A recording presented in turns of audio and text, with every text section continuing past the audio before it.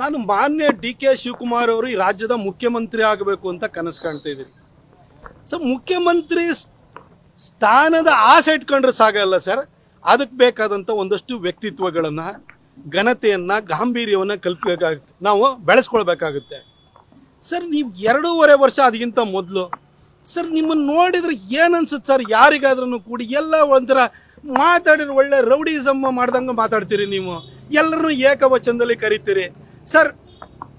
ನೀವು 2023 ಚುನಾವಣೆಯಲ್ಲಿ ಕುಸುಮಾ ಅವರನ್ನ ಗೆಲ್ಲಿಸ್ಬೇಕು ಅಂತೇಳಿ ನಿಮ್ಮ ಎಲ್ಲ ಹಣಬಲವನ್ನು, ತೋಳ್ಬಲವನ್ನು ಪ್ರಯೋಗವನ್ನು ಮಾಡಿದ್ರಿ. ಆದರೂ ಜನ, ರಾಜರಾಜೇಶ್ವರಿ ನಗರ ಜನ ನಿಮ್ಮ ಜಂಗಾಬಲವನ್ನು ಹುಡುಗಿಸಿ ಮುನಿರತ್ನ ಅವರನ್ನು ಗೆಲ್ಲಿಸಿದ್ರು. ನೀವು ಇವತ್ತು 138 ಜನ ಶಾಸಕರಿದ್ದೀರಿ, ಒಂದು 80 ಚಿಲ್ಲರೆ ಅಪೋಸಿಷನ್ ಅವರು ಇದ್ದಾರೆ ಸರ್. ಅವರಿಗೂ ಗೌರವ ಕೊಡಬೇಕಲ್ಲ. ಅವರು ಜನಪ್ರತಿನಿಧಿಗಳಲ್ಲ, ಅಧಿಕಾರದಲ್ಲಿ ಇದ್ರೆ ಮಾತ್ರನೇ ಅವ್ರಿಗೆ ಗೌರವ ಕೊಡಬೇಕು ಅಂತಲ್ಲ. ಅವರು ಜನಪ್ರತಿನಿಧಿಗಳಲ್ಲ, ಅವರು ಅಲ್ಲೇ ಶಾಸಕರು, ಅಲ್ಲಿನ ಸಂಸದರಾಗಿರೋ ಡಾಕ್ಟರ್ ಮಂಜುನಾಥ್ ಅವರು, ಅವ್ರನ್ನ ಕರೆದು ಕಾರ್ಯಕ್ರಮ ಮಾಡಬೇಕು. ನಿಮ್ದೇನು ಬೆಂಗಳೂರು ನಡಿಗೆ ಅಂತಂದರೆ ನಿಮ್ಮ ಕಾಂಗ್ರೆಸ್ ಕಾರ್ಯಕ್ರಮ ಆಗಿರಲಿಲ್ಲ. ಹಾಗಾಗಿ ಮುನಿರತ್ನವರು ಸಹಜವಾಗಿ ಅಲ್ಲಿನ ಸ್ಥಳೀಯ ಶಾಸಕರನ್ನ ನೀವು ಕರೆದಿಲ್ಲ ಅನ್ನೋ ಕಾರಣಕ್ಕೋಸ್ಕರ ಅವ್ರು ಹೋಗಿ ಪ್ರಶ್ನೆ ಮಾಡ್ಲಿಕ್ಕೆ ಹೋದ್ರು. ಶಿಷ್ಟಾಚಾರದ ಉಲ್ಲಂಘನೆ ಆಗುತ್ತೆ. ಸ್ಪೀಕರ್ ಹತ್ರ ನಾವು ಪ್ರಿವಿಲೇಜ್ ಮೋಷನ್ ಅನ್ನು ಕೂಡ ನಾವಲ್ಲಿ ಮೂವ್ ಮಾಡ್ಬೋದು. ನೀವು 1989 ಜನಪ್ರತಿನಿಧಿ ಆಗಿದ್ದೀರಿ. ಇಷ್ಟು ಗೊತ್ತಿದ್ರು ಕೂಡ ಕರಿಟೊಪ್ಪೆ ಹಾಕಿರೋನು MLA ಬಾರಪ್ಪ ಅಂತೀರಿ.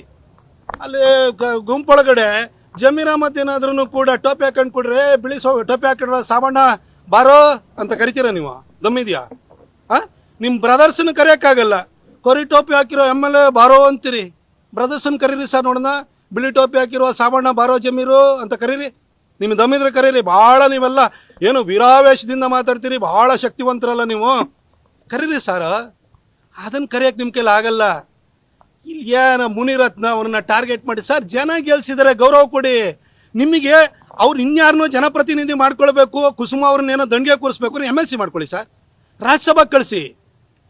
ಅದು ಬಿಟ್ಟು ನೀವು ಅಲ್ಲಿರುವಂಥ ಚುನಾಯಿತ ಪ್ರತಿನಿಧಿನ, ರಾಜರಾಜೇಶ್ವರಿ ನಗರದ ಜನ ಗೆಲ್ಸಿರುವಂಥ ಚುನಾಯಿತ ಪ್ರತಿನಿಧಿನ ನೀವು ಅವಮಾನ ಮಾಡಿಸ್ತೀರಿ ಅಂತಂದರೆ ಅಲ್ಲಿನ ಮತದಾರನ ಅವಮಾನ ಮಾಡ್ದಂಗೆ.